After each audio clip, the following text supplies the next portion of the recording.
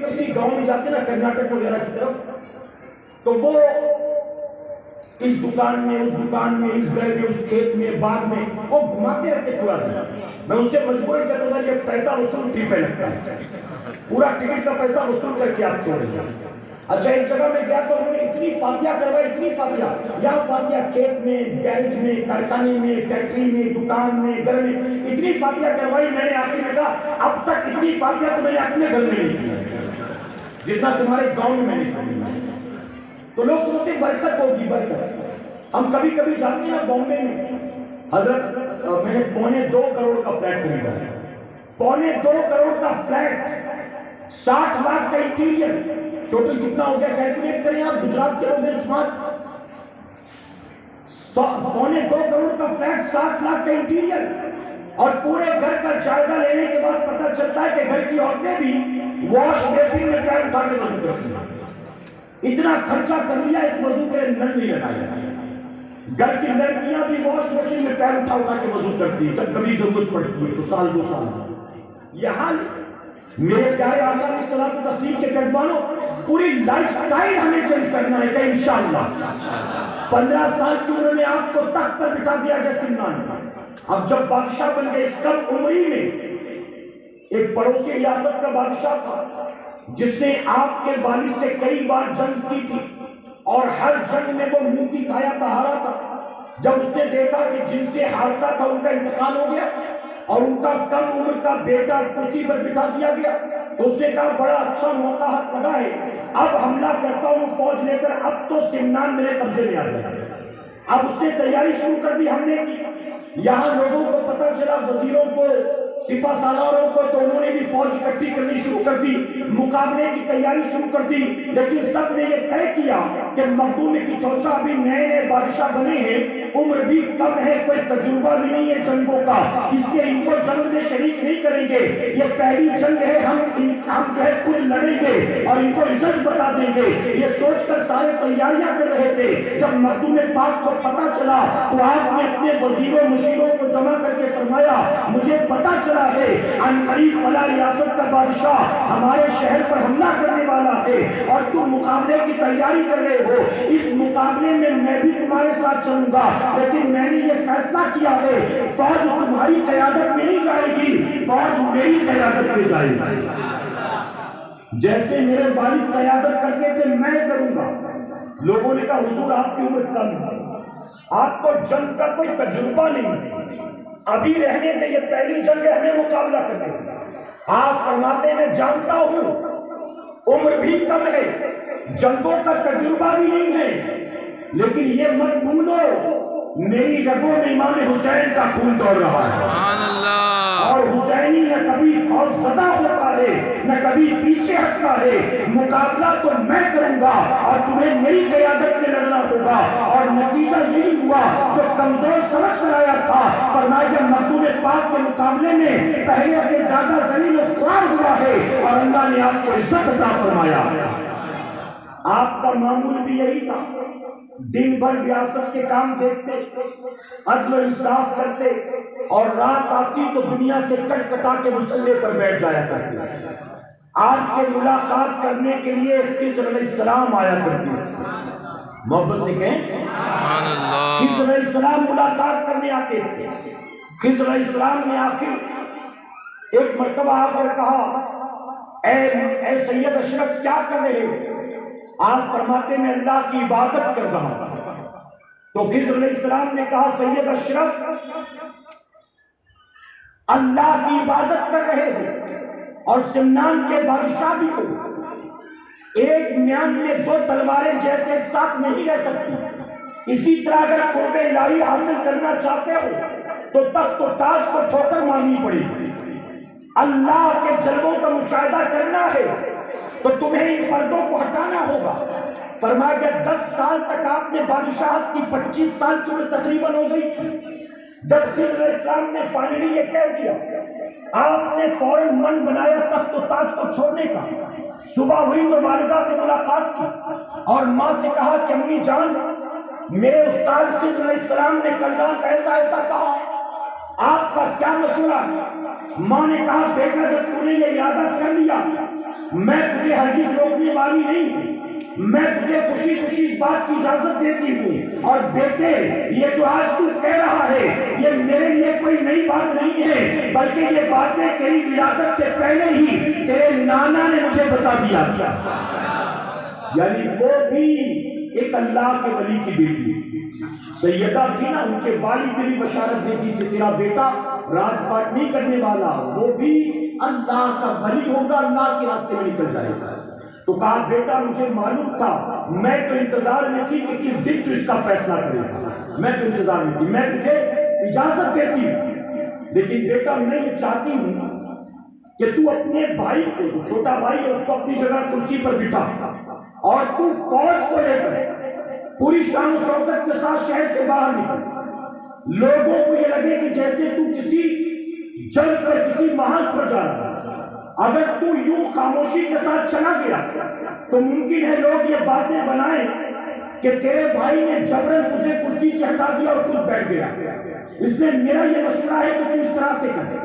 اب مخدوم پاک نے ماں کے مشورے پر یہی کیا، آپ نے فوج تیار کی، وزیروں کو ساتھ لیا اور سب کو ساتھ لے کر شہر کی سرحد تک کی طرف چلے، اور فرمایا کہ سرحد تک پہنچتے پہنچتے آپ نے آدھی فوج کو واپس کر دیا، سرحد تک پہنچے تو باقی فوج کو، سپاہ سالاروں کو، وزیروں کو آپ نے سب کو ایک ایک کر کے واپس کر دیا۔ 2 خادم تھے جو آپ کا ساتھ چھوڑنے کو تیار نہیں، سبحان اللہ، کسی بھی صورت میں وہ ساتھ چھوڑی نہیں گئے۔ آپ نے بڑا سمجھایا کہ میرا سفر بڑا طویل ہے، میری منزل بہت دور ہے، میرے راستے مشکلات سے بھرے ہوئے، لیکن ان لوگوں نے کہا نہیں ہم تو جیئیں گے بھی آپ کے ساتھ، مریں گے بھی آپ کے ساتھ، نہیں مانے، چل پڑے۔ اب یہاں 2 باتیں اس طرح، سب سے پہلی چیز تو یہ ہے کہ اس دور میں بیٹے جب دین کی راہ میں نکلتے تھے تو مائیں روڑا نہیں بنتی تھی، مائیں اپنے بچوں کی حوصلہ افزائی کیا کرتی۔ آج اگر بیٹا نماز کی پابندی شروع کر دے تو مائیں منع کرتی ہیں، یہ کیا ہے آج کل مسجد میں بہت آنے جانے لگا ہے، یہ کیا ہے تو آج کل اجتماع میں بہت آتا جاتا ہے، ملا بننا ہے کیا؟ یہ داڑھی والوں کے ساتھ بہت اٹھنے بیٹھتے ہیں، مجھے تو شک ہوتا ہے کہ یوں باتیں کرتی ہیں۔ ہمارے ساتھی آ کے کہتے ہیں کہ میں 12th کا ایگزام دینے والوں، میرے والد اس لیے کہتے ہیں کہ تجھے اجتماع میں جانے کی کوئی ضرورت نہیں، تو اجتماع میں جائے گا، اگر تیرا 12th میں رزلٹ کم آیا تو دھکے مار کے گھر سے نکالے گا۔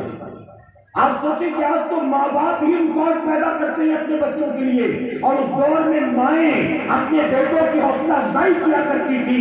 اے سرکار مدینہ علیہ الصلوۃ والتسلیم کے پیغمبروں، یہی وجہ ہے کہ اس دور کے بچے، کوئی مخدوم کی چھوٹا بنتا تھا، کوئی مخدوم مالوی بنتا تھا، کوئی ساغر پاک بنتا تھا، کوئی محبوب الہی بنتا تھا، کوئی غریب نواز بنتا تھا، کوئی غوث اعظم بنتا تھا۔ اور آج مائیں اپنے بچوں کو دین کے راستے سے روکتی ہیں، اس لیے کوئی ٹک ٹاکر بن رہا ہے، کوئی یوٹیوبر بن رہا ہے، کوئی چرسی بن رہا ہے، کوئی گنجیری بن رہا ہے، کوئی افینچی بن رہا ہے، کوئی نچنیا بن رہا ہے، کوئی گویا بن رہا ہے۔ بلکہ اب تو جو بچے پیدا ہوتے ہیں وہ محلے کے لیے ناصور نہیں ہوتے، اپنے ماں باپ کے بھی باغی اور غدار ہوتے ہیں۔ اس کی وجہ کہ مائیں اپنا بنانے کے چکر میں ہیں۔ میں کہتا ہوں اپنا بنانے کے لیے لاکھ سر پٹک لو، اولاد تمہاری نہیں بنے گی، اولاد کو اپنا نہ بناؤ، اولاد کی گردن میں نبی کی غلامی کا پٹا ڈال دو۔ ارے جو نبی کا عاشق بن جائے گا کبھی ماں باپ کا گستاخ نہیں ہوگا۔ نعرہ تکبیر، نعرہ رسالت، نعرہ رسالت۔ جس کے دل میں حضور کی محبت ہوگی وہ بوڑھی ماں کو دیکھے گا تو حضور کا فرمان یاد آ جائے گا۔ یہ کوئی معمولی بڑھیا نہیں ہے، یہ وہی عورت ہے جس کے قدموں کے نیچے اللہ نے میری جنت رکھا۔ اپنے بوڑھے باپ کو بستر پر کھانستا دیکھے گا تو مرنے کی دعائیں نہیں کرے گا، اپنے بوڑھے باپ کے سرہانے بیٹھ کر اس کے سر کو دبائے گا، کبھی پیروں پر ہاتھ رکھے گا اور دعا کی درخواست کرے گا۔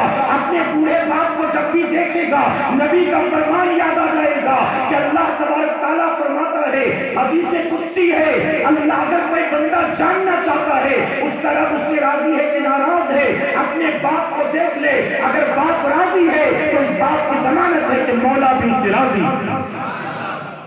تو ماں باپ بوجھ نہیں لگیں گے، ماں باپ پریشانی مصیبت کا سبب نہیں لگیں گے، بلکہ عاشق رسول ہوگا تو ماں باپ کو اپنی جنت کی ضمانت سمجھے گا، دعاؤں کی قبولیت کا سبب سمجھے گا۔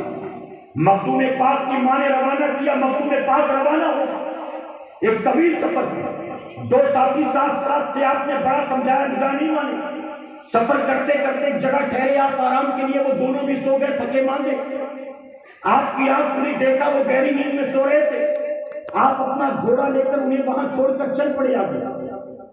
کچھ دور نکلنے کے بعد آپ نے کہا اب میں اکیلا ہوں، لیکن میرے ساتھ میرا گھوڑا، میں بھوکا بھی رہ سکتا ہوں، پیاسا بھی رہ سکتا ہوں، لیکن گھوڑا میرے ساتھ ہے سواری کا، تو مجھے اس کے کھانے پینے کا انتظام کرنا پڑے گا۔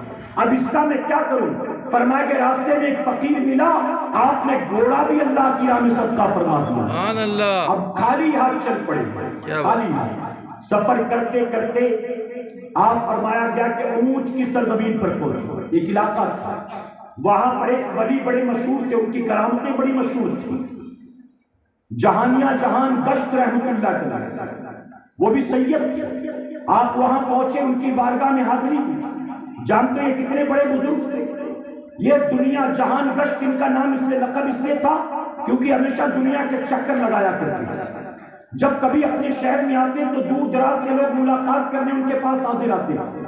ایک مرتبہ وہ سفر حرم پر تھے، حرم شریف جا رہے تھے، سفر کرتے کرتے تھک گئے، ایک دیوار پر بیٹھے اور بیٹھنے کے بعد کہا میرے پاس کوئی سواری نہیں، اے دیوار تو میری سواری بن جا۔ فرمایا گیا روایتوں میں آتا ہے وہ دیوار ان کو لے کر حرم شریف کی طرف چل پڑی۔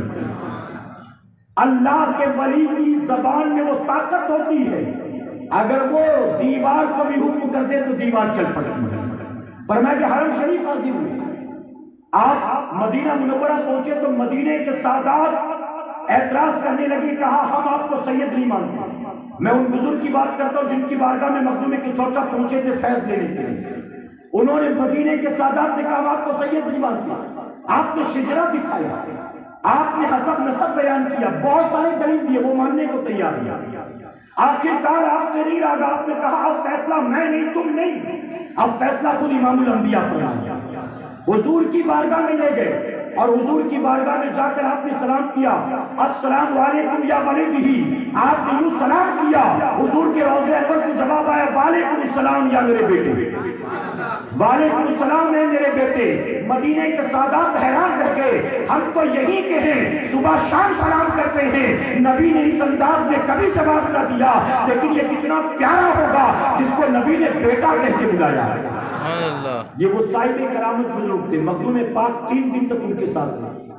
ایک رات ملاقات کرنے کے لیے گئے، جب ان کے کمرے میں پہنچے تو دیکھا کمرے کا دروازہ آدھا کھلا تھا، آپ نے ہاتھ لگایا تو دروازہ پورا کھل گیا، اندر دیکھا جان کر تو جانتے ہو کیا حال تھا، وہ بزرگ اپنے کمرے میں اللہ کے ذکر میں مصروف تھے، اور ذکر الہی کا حال یہ تھا کہ سید جہانگیر جہاندست کی عالم یہ تھا کہ اس وقت ان کے جسم کے پورے کمرے میں 7 ٹکڑے بکھرے ہوئے، اور جسم کے 7 ٹکڑوں سے اللہ ہو کے نعرے بلند ہوئے۔ سبحان اللہ۔ آپ دیکھتے ہیں تو فوراً پلٹ کر اپنے کمرے میں آ گیا۔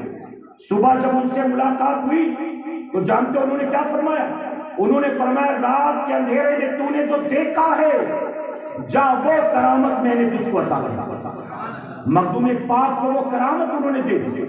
دوسری رات آتی ہے، دوسری رات بھی آپ گئے ملاقات کرنے کی، چلے آج رات کچھ فیض حاصل کریں ان سے۔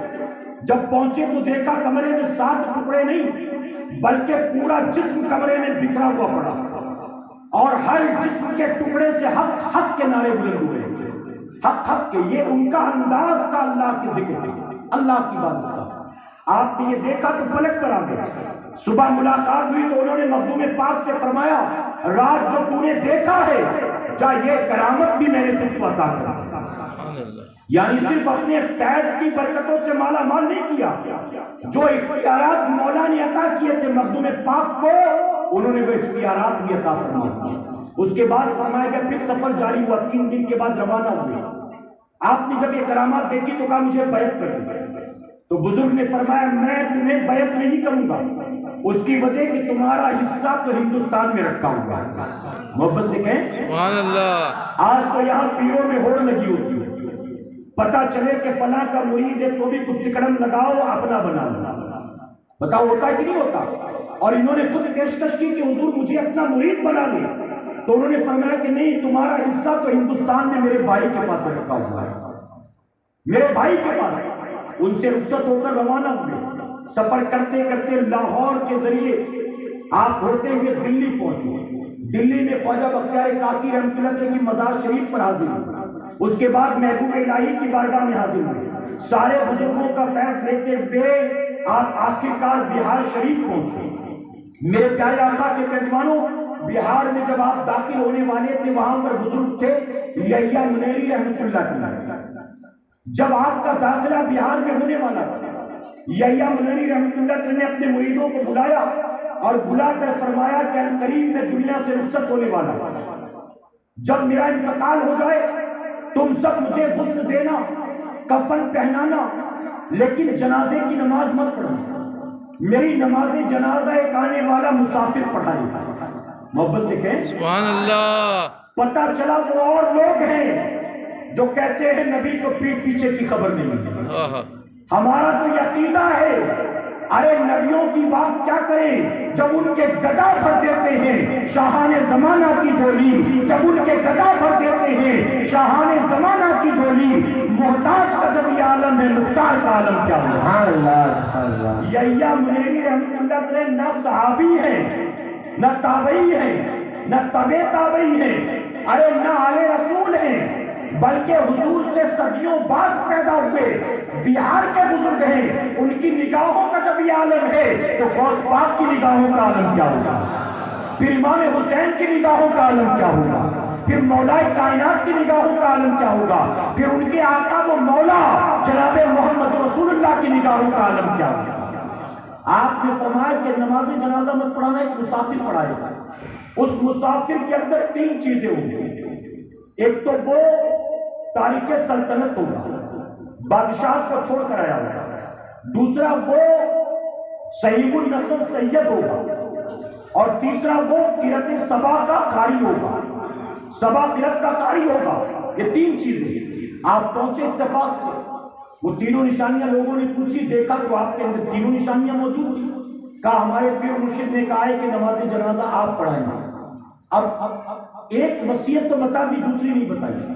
نماز جنازہ پڑھائیں گے یہ بتا دیا، یہ نہیں بتایا کہ یہ میرا پیرہن جو میں نے جبہ پہنا ہے نا انتقال کے وقت، یہ میرا جبہ اسی مسافر کو دے دیا، یہ میرا تبرک اور تحفہ میری طرف سے، یہ نہیں بتایا ہم لوگوں نے۔ نماز جنازہ آپ نے پڑھا دی اور پڑھانے کے بعد تدفین بھی ہو گئی۔ اب جانے کی باری آئی تو آپ نے کہا کہ میرے بھائی نے جو میرے لیے تحفہ رکھا تھا اس کا کیا؟ پتا چلا ان کو پتا ہے وہاں کیا ہو رہا ہے، ان کو پتا ہے وہاں کیا ہو رہا ہے، وہاں کیا ہو رہا ہے۔ دیکھیں یہ اللہ کا ولی، ارے وہ کہتے ہیں کہ معاذ اللہ نبی کو پیٹ پیچھے کی خبر نہیں ہوتی، ہم کہتے ہیں نہ اللہ کا نبی محتاج و مجبور ہوتا ہے، نہ کوئی اللہ کا ولی محتاج و مجبور ہوتا ہے۔ آپ نے فرمایا جو دوسری وصیت تھی وہ کہا میرا تحفہ، تو لوگوں نے کہا کہ ہاں ہمارے پیر صاحب نے کہا تھا کہ میرا جبہ انہیں دے دینا، لیکن اگر آپ رہنے دیں تو ہمارے پیر کا تبرک ہے، ہمارے کام آئے گا، آپ تو مسافر ہیں چلے جائیں گے پھر تو ہم دیکھ بھی نہیں پائیں گے اسے، تو ہمارے پاس وہ رہنے دیں نشانی بہتر ہے۔ تو آپ نے فرمایا کہ ٹھیک ہے کام کرو، وہ جبہ لا کر ان کی قبر پر رکھو، اس کے بعد باری باری کر کے تم سب اٹھاؤ، اگر تم میں سے کوئی اٹھا لیا تو اس کا، اور اگر میں نے اٹھا لیا تو میرا۔ انہوں نے کہا ٹھیک ہے منظور ہے، وہ لے کر آئے اور لا کر آپ کی مزار پر رکھ دیا، مخدوم بہاری کی مزار پر رکھا۔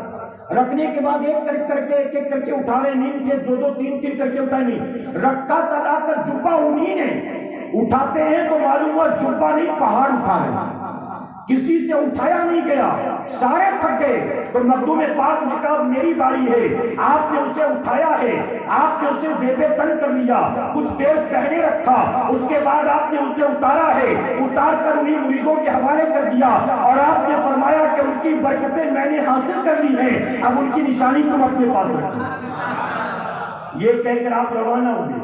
اب آپ پہنچے پانڈوا شریف، کہیں سبحان اللہ۔ اب پہنچے منزل پر، اور میں بھی اب بس 5-7 منٹ میں گفتگو ختم کرتا ہوں، اجازت ہے؟ حالانکہ کرامات کا لمبا چوڑا بات باقی، لیکن 12:30 تک کا وقت دیا گیا تھا، تو میں بھی اپنی گفتگو کو سمیٹتا ہوں، اجازت ہے آپ؟ اب پانڈوا شریف پہنچنے والے تھے، وہاں کے بزرگ تھے علاؤ الحق پانڈوی رحمۃ اللہ علیہ۔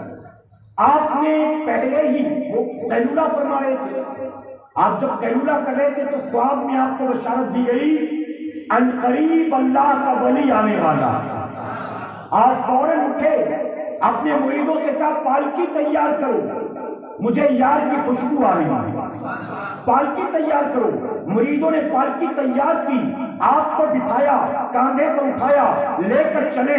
لوگ حیران کہ کون آنے والا ہے؟ ارے آپ سے ملنے تو ریاست کے بادشاہ بھی آتے ہیں، سرمایہ دار بھی آتے ہیں، بڑے بڑے صوفیاء اولیاء بھی آتے ہیں، لیکن کسی سے ملنے آپ کبھی نہیں گئے، ہر کوئی آپ کی بارگاہ میں آیا ہے۔ آخر آج ایسا کون سا مہمان آتا ہے جس کی خاطر آپ خود روانہ ہو رہے ہیں؟ اور اے سرکار مدینہ کے پیدوانوں، ہندوستان کی تاریخ بھی اٹھا کر دیکھ لیں، تاریخ میں آپ کو یہی پہلے بزرگ ملیں گے کہ جن کا استقبال کرنے کے لیے اپنے حجرے سے نکل کر ملک کی سرحد تک خود پیر حاضر ہوگا۔ آپ پانڈوا شریف کی سرحد تک پہنچے، جیسے ہی مخدوم کی چوچا آئے فوراً آپ نے استقبال کیا، سینے سے لگایا، اور لگانے کے بعد جانتے ہو کیا کہا؟ آپ نے فرمایا اے سید اشرف، تجھے 2 سال ہو گئے ہیں سمنان سے نکلے ہوئے، ان 2 سالوں میں 500 بار خضر علیہ السلام میرے پاس آئے، اور محبت سے کہیں ایسے ٹھنڈے ٹھنڈے نہیں چلنے والا، اور محبت سے کہیں 500 بار خضر علیہ السلام میرے پاس آئے، اور انہوں نے مجھ سے آ کر کہا سمنان سے ایک شہباز نکلا ہے، ہر کلندر نے اپنے اپنے جال بچھا دیے ہیں اس کو پکڑنے کے لیے، لیکن باحفاظت میں اسے آپ کی بارگاہ تک لانے والا ہوں، آپ اس کو قبول فرما لیں، میں کب سے تیرا انتظار کر رہا تھا، تو اب آیا ہے، اللہ اکبر۔ آپ نے سینے سے لگایا، اس کے بعد اپنی خانقاہ پر لے گئے، آپ نے خانقاہ پر جا کر دیکھا کوئی مرید جھاڑو لگاتا تھا، کوئی مرید مہمانوں کو پانی پلاتا تھا، کوئی خانقاہ کا پانی بھرتا تھا، کوئی بستر لگایا کرتا تھا، کوئی مسجد صاف کرتا تھا۔ مخدوم کی چوچا نے اپنے پیر و مرشد سے کہا حضور کوئی ڈیوٹی میری بھی لگا دے، کوئی کام میرے بھی ذمہ دے دے، آپ نے سارے مریدوں کو کوئی نہ کوئی کام دے رکھا ہے، میں جب سے آیا ہوں فری بیٹھا ہوں، کوئی کام مجھ کو بھی دے دے۔ تو آپ کے پیر نے کہا تھا تو خدمت کرنے کے لیے نہیں آیا ہے، اللہ نے تجھے مخدوم بنا کر بھیجا ہے، تجھے خدمت نہیں کرنا، لوگ تیری خدمت کریں گے، لوگ تیری۔ فرمایا کہ 10 سال اپنے پیر کی خدمت میں رہے، محبت سے کہیں سبحان اللہ، 10 سال۔ اب 10 سال ایسے ولی کامل کی بارگاہ میں رہے تو کیا کیا فیض پایا ہوگا، اور کتنے بزرگوں سے فیض لے کر پہنچے تھے 10 سال۔ پھر آخرکار پیر نے کہا کہ بس بیٹا اب میرا کام ہو گیا، اب تم یہاں سے نکلو، اللہ کے دین کی تبلیغ کرو، خدمت خلق کرو، جاؤ۔ تو آپ رونے لگے، آپ نے فرمایا کہ آپ کا کام ہو گیا، میرا دل نہیں بھرا، میں مزید آپ کی خدمت میں رہنا چاہتا ہوں۔ پیر نے کہا نہیں، ہمارا طریقہ یہی ہے، تم بھی یہی رہو، میں بھی یہی رہوں، اس سے بہتر ہے کہ تم کہیں اور جا کر خدمت کرو۔ تو آپ نے کہا ٹھیک ہے، مجھے رمضان شریف گزار لینے دیں آخری بار، پھر پتہ نہیں ملاقات ہو کے نہ ہو۔ پھر آپ نے رمضان شریف اپنے پیر کے ساتھ گزارا، عید منائی، اور اس کے بعد روانہ ہوئے۔ میرے پیارے آقا کے پیروانوں، اب آخری 2 باتیں عرض کروں گا، اجازت ہے آپ روانہ ہوئے؟ اچھا آپ روانہ ہوئے، تو جب روانہ ہوئے آپ کی چوچا شریف یو پی پہنچے تو جونپور سے آپ کا گزر ہوا۔ تو جونپور کا جو بادشاہ تھا وہ اولیاء صوفیاء سے بڑی محبت کرتا، اسے پتا چلا کہ سید زادہ آیا، بہت دور سے آیا ہے، اور وہ بھی تخت و تاج چھوڑ کر آیا ہے۔ آپ جانتے تاریخ میں 2 بادشاہ ہوئے ہیں جنہوں نے اللہ کی راہ میں تخت و تاج کو ٹھوکر مارا، ایک ہے ابراہیم بن ادہم رحمۃ اللہ علیہ، آپ بلخ کے بادشاہ تھے، اور آپ کے بھی خواب میں خضر علیہ السلام آئے اور آپ نے تخت و تاج کو خدا حافظ کہہ دیا۔ اور دوسرے ہیں مخدوم پاک، آپ نے اپنے تخت و تاج کو سمنان کی بادشاہ کو چھوڑا۔ تو وہ بادشاہ آیا اور کہا کر کہنے لگا حضور میں آپ کی خدمت کرنا چاہتا ہوں۔ آپ فرماتی اللہ کا دیا سب کچھ ہے میرے پاس۔ اس نے کہا کوئی تو حاجت ہوگی؟ آپ نے فرمایا تجھ سے کوئی حاجت نہیں ہے۔ اس نے کہا مجھے خدمت کرنی ہے۔ آپ نے فرمایا ضرورت ہوگی تو بتا دیا۔ اس نے کہا کہ آپ چلے جائیں گے پھر پتہ نہیں ملاقات ہو کہ نہ ہو۔ اچھا میرے پاس میری ریاست بڑی لمبی چوڑی ہے، میں چاہتا ہوں کچھ زمینیں آپ کو تحفے میں دے دوں۔ آپ نے فرمایا یہ سب تو چھوڑ کے آیا ہے، تو زمین دینے کی بات کرتا میں پورے ملک کی بادشاہ چھوڑ کے آیا۔ اس نے کہا میرے پاس بڑی زمینیں ہیں، آپ جہاں تک اشارہ کریں گے، جہاں تک نظر پڑے گی دے دوں گے۔ آپ نے انکار کیا، وہ اصرار کرتا رہا، نہیں مانا، اس کا ہاتھ پکڑ کر اس کو ایک ٹیلے پر لے کر گئے۔ آپ فرماتے جہاں تک نظر پڑے گی وہاں تک کی زمین دے گا۔ اس نے کہا میری زمین جہاں تک آپ کی نظر جاتی وہاں تک ہے، دائیں دیکھے بائیں دیکھے پیچھے جہاں تک نظر جائے گی ساری زمین آپ کو دے دوں گا۔ آپ نے فرمایا پکا دے گا؟ اس نے کہا دوں گا۔ آپ نے اس کا ہاتھ پکڑا اور کہا دیکھ سامنے کیا نظر آتا ہے؟ ارے جونپور میں کھڑے ہو کر دیکھتا ہے حضور کا روضہ نظر آتا ہے۔ آپ نے فرمایا وہاں تک کی زمین دے گا؟ اس نے کہا یہ تو میرے بس کی بات ہے۔ اس نے سمجھا تھا کہ یہ ولی ہے، شاید زیادہ تیز ہوگی نظر، یہ مجھ سے زیادہ 2-4 کلومیٹر دیکھ رہی ہے، بہرحال کو بھی دے دوں گا۔ آپ نے فرمایا وہاں تک کی زمین دے گا؟ کہ یہ میرے بس کی بات نہیں۔ پھر قدموں کو تھام لیا اور پتا چل گیا اس کو اللہ کا ولی بظاہر فقیر نظر آتا ہے لیکن دنیا اس کے قدموں میں غلام بن کر رہتی ہے۔ وہ کھانے والا نہیں ہوتا، وہ کھلانے والا ہوتا ہے۔ ارے ولی لوگوں کی جیبیں کاٹنے نہیں آتا، وہ تو غریبوں یتیموں بیواؤں کی مدد کرنے کے لیے آتا ہے۔ یہ تو دعا تعویذ جھاڑ پھوک کے دھندے وہ کرتے ہیں جن کو پیٹ پالنا ہو۔ جو حقیقت میں اللہ کا ولی ہوتا ہے وہ اللہ کا فیض اللہ کے بندوں بندیوں پر لٹانے آتا ہے، وہ دنیا کو لوٹ کر اپنی جیبیں گرم کرنے نہیں آتا۔ اس کے بعد مخدوم پاک وہاں سے رخصت ہوئے پہنچے ہیں اکھوٹا شریف، اور یہی آپ کا مسکن بنا۔ آپ نے اپنے مریدوں کے ایک وصیت فرمائی، بڑی پیاری وصیت ہے جو ہمیشہ کے لیے۔ آپ نے کہا میری بارگاہ میں جب بھی کوئی آئے جو مراد لے کر آئے اس کی مراد کو پورا کروں گا، جو من مانگی مراد لائے گا اس کو میں پورا کر دوں گا، یہ اللہ کی عطا ہے۔ تو کسی نے سوال پوچھا حضور یہ تو آج کی بات ہے، جب آپ دنیا سے رخصت ہو چکے ہوں گے تب کیا؟ آج والے تو یہ فیض حاصل کر سکتے ہیں لیکن کل کا کیا جب آپ زمین کے نیچے آرام فرما ہوں گے؟ مخدوم پاک نے فرمایا تھا جب میں زمین کے اوپر نہیں زمین کے نیچے رہوں گا اس وقت بھی تم میری بارگاہ میں آنا، 1 دن 2 دن 3 دن اپنی مرادیں پیش کرنا۔ اگر 3 دن ہو جائے اور تمہاری مراد پوری نہ ہو تو میں دعویٰ کرتا ہوں قیامت میں میرا دامن پکڑ لوں گا۔ پتا چلا اتنی بڑی بارگاہ ہے، زمین کے اوپر بھی تھے تو بھی فیض جاری ہے اور زمین کے نیچے ہے تو بھی فیض جاری ہے۔ ارے دنیا کا بھوت پریت شیطان چڑیل کہیں نہ چھوٹے وہاں چھوٹ جاتا ہے، بتائیے ہے کہ نہیں ہے؟ پتا چلا دنیا کی بادشاہت کو ٹھوکر مارا ہے، اللہ نے وہ بادشاہت عطا کر دی جو کسی بادشاہت کے بھی پلے لگنے والی نہیں، وہ بادشاہت عطا کر دی۔ میرے پیارے آقا علیہ الصلوۃ والتسلیم کے پیروانوں، آپ کو اللہ نے تقریباً 120 سال کی عمر عطا کی، بڑی طویل زندگی، اور تاریخ کی کتابوں میں آتا ہے 120 سال میں آپ نے 3 مرتبہ پوری دنیا کا چکر لگایا اور محبت سے کہیں سبحان اللہ۔ آج کوئی پیدل حج پر نکل جائے تو دنیا سراکوں پر بٹھاتی ہے، سبحان اللہ۔ اچھا کام ہے، بہت بڑا جذبہ، اللہ قبول فرمائے، آمین آمین۔ اگر اپنے شہر سے اپنے ملک سے نکل کر مکے مدینے جانے والا تو لوگ اس کو ہیرو بنا دیتے، آپ نے 3 بار پوری دنیا کا چکر لگایا، 120 سالہ زندگی آپ نے پائی، اور میرے پیارے آقا کے پیروانوں جب آپ بادشاہت فرما رہے تھے تو فرمایا گیا کہ بادشاہت کے وقت دنیاوی جاہ و جلال کے مقابلے روحانیت سے زیادہ کام لیتے تھے، کمالات سے زیادہ کام لیتے تھے، اور یہ وہ دور تھا جو امن و امان کا دور تھا، لوگ اطمینان و سکون کی زندگی گزارتے تھے۔ تو یہ مخدوم پاک کی بارگاہ بہت بڑی بارگاہ ہے۔ اب آپ یہ نہ سمجھیں، اب آپ یہ تصور نہ کریں کہ جیسے آج کے کوئی باپو ہوتے ہیں مخدوم پاک بھی ایسی باپو ہوتے ہیں۔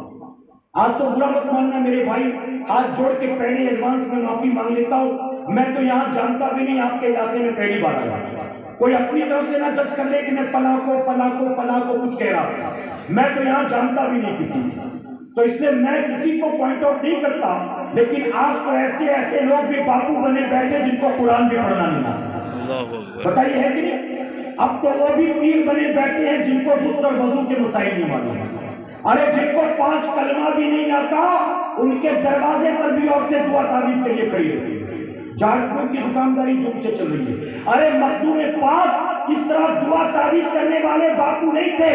ارے مخدوم پاک نے 14 سال میں دینی علوم کو حاصل کیا تھا, اور جو آپ نے حاصل کیا تھا اس کا نتیجہ کیا ہے؟ آپ نے اپنی پوری زندگی میں صرف کرامات نہیں دکھایا ہے, پیری مریدی نہیں کی ہے, آپ نے مریدوں کی دعوتیں دی ہوتی ہیں, آپ نے پوری زندگی میں تقریباً 600 کتابیں لکھی ہیں. 600 کتابیں. یہ بات اور ہے کہ صرف 2 کتابیں ہی ملتی ہیں آج کے دور میں, باقی کتابوں کے نام تو ملتے ہیں لیکن وہ کتابیں آج مکتب میں مارکیٹ میں موجود نہیں ہیں. لیکن آپ نے پوری زندگی یہ کارنامہ انجام دیا, اور یہ بہت بڑی خدمت, بہت بڑی خدمت. یعنی صرف پڑھنے والے نہیں تھے, پڑھانے والے, صرف نماز پڑھنے والے نہیں تھے, امامت فرمانے والے. اور یہ ساری چیزیں آپ کو آپ کے خاندان سے حاصل ہوئی. آپ چونکہ امام حسین کی آڑ میں سے تھے, یہ سب کچھ وہاں سے حاصل ہوا.